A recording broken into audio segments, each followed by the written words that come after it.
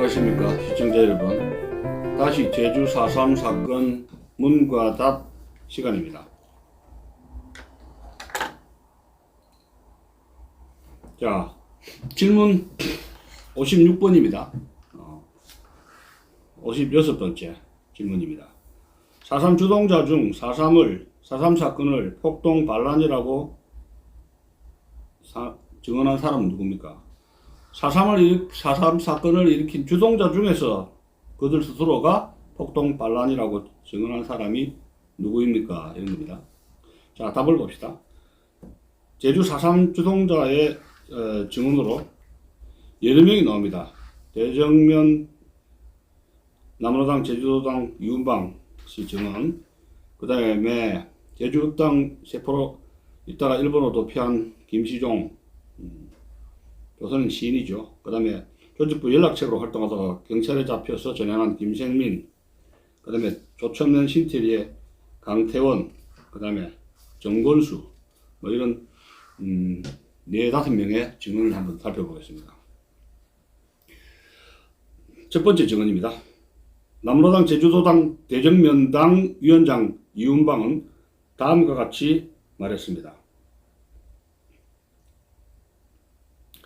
주도자는 빨갱이로 봐야지.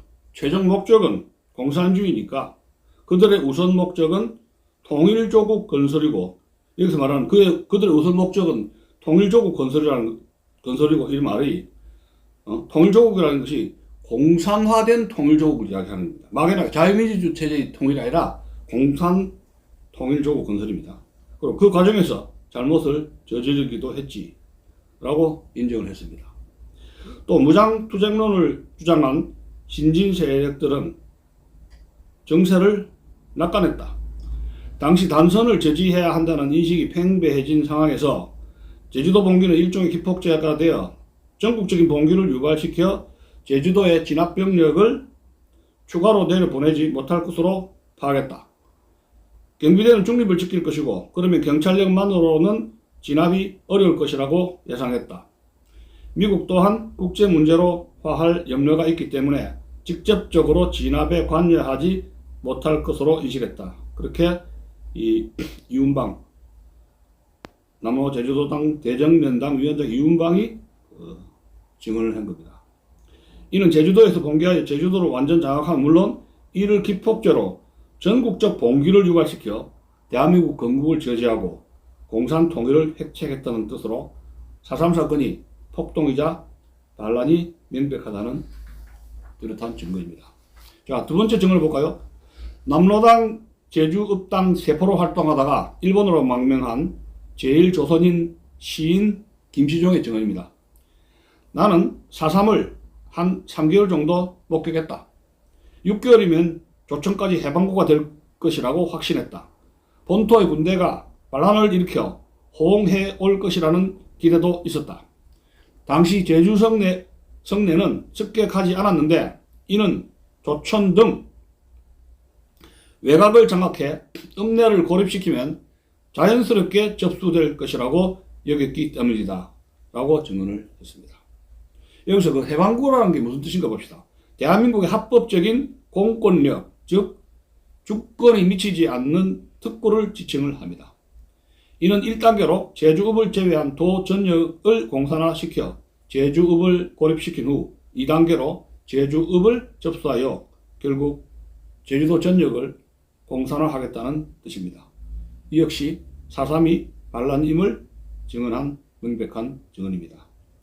참고로 본토의 군대가 반란을 일으켜 호응해 올 것을 기대했다는 것은 요순 반란 사건을 예상한 것입니다. 자, 세 번째 증언입니다. 김생민 증언이죠. 김생민은 남로당 제주도당 조직부 연락책으로 활동하다가 경찰로 전향한 김생민 증언을 살펴보겠습니다. 우리는 북한이 1949년에 쳐들어올 것으로 예상했다. 남북에서 양군이 철수하면, 남북에서 미군이 철수하면 그런 뜻입니다. 이젠 국내 문제이고, 그러니까 미군이 철수하고 남로당 세력이 강하고 이북에는 팔로군이 들어와 있어서 국제 정세나 국내 정세나 모두 유리하다고 봤다. 강경파들은 그래서 무장투쟁을 하며 조금만 견디면 된다고 본 것이고 온건파는 우리만 고립된다고 반대한 것이라고 주장했습니다. 강경파는 북한이 조기 남침할 경우 그들과 합세하면 승산이 있다는 판단하에 결행한 것이 4.3이라고 증언한 것입니다. 네 번째 증언을 봅시다. 조천면, 신촌리, 강태훈의 증언입니다. 1951년 9월 어느 날 오후에 납치되어 정권서로부터 3개월 동안 정신훈련을 받았는데 반년만 기다리면 이 섬에서 소련군이 와서 해방시켜주며 농민에게는 토지를 무상 분배해 주고 살기 좋은 낙원이 된다라고 했습니다. 자, 여기서 권정수. 권정수는 이 강태훈을 납치한 인물입니다. 남로당 구자면 위원장이죠. 자, 정권서는 여기 남로당 구자면당 위원장이고 또 인민유격대 부책입니다. 인민유격대 부책으로 최후까지 저항하다가 1956년 4월 3일 경찰에 의해서 사살된 자입니다. 4.3이 북한을 넘어 소련군의 지원을 받아 공산주의 국가를 건설하려는 그의 신념이나 사상 및 이 행위가 있었는데 이것은 명백히 반란임을 입증하고도 남는 것입니다. 질문 57번입니다. 질문 57번. 당시 좌익 학생운동을 했던 사람들의 증언은 어떠합니까?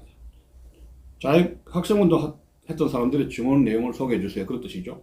자, 답을 봅시다. 생존자 중에 적극 가담자들은 노출을 끓이며 자기 합리화에 급급하기 때문에 솔직하고 객관적인 증언의 채록이 쉽지 않습니다. 이들은 4.3을 항쟁이라고 주장하면서 자신들을 희생자라고 주장합니다. 그리고 그들은 당시 남로당의 선전선동에 의식화 되었기 때문에 주관적 시야에 한정되어 있는 문제가 있습니다. 그러나 그 중에서 제주미술계에서 활동한 강용택, 1932년생입니다. 강용택은 한때 좌익 학생운동에 직접 참여했던 체험자로서 그의 자서전 꿈을 간직하고 살아온 화가라는 저서에서 다음과 같이 기록하고 있습니다. 자, 그 화가인 강용택의 자서전에 나온 이야기를 한번 소개해 드리겠습니다. 제주공립농업중학교 재학 중 1947년 8월 15일 정오 사이렌 소리와 동시에 관덕정 광장에서 삐라를 뿌리며 구호를 외친 후 분산 도주하는 데모를 이른바 벼락시위라 했다. 이 데모 주도 중학생으로서 체포되어 18일간 경찰서 신체를 지고 퇴학 처분을 받은 후 제주농업학교에는 통칭 P1, M1, 콩클럽 등 3개 조직체가 있었는데 P1은 남조선 노동당 정당원 약칭이고 M1은 민해청 민주외국청년동맹원이고 콩클럽은 2학년 이하 공산소년단 단원의 약칭이다 라는 겁니다. 둘째 형님은 P1으로 3학년 축산과 위원장이다. 4.3 사건은 민주시민항쟁이라고 고집할 수 있는 것인지 반문하고 싶다. 필자의 결론은 좌우의 이념 분쟁이었음이 분명하다. 한 가지 예를 들면 제주읍 사무소 국기 개양대에도 어느 송신소 나무 안테나에도 플러기는 오각별 인공기를 보았기 때문이다. 이것이 강용택의 꿈을 간직하고 살아온 화가 2008년도 출판했는데 39에서 44쪽의 이야기입니다.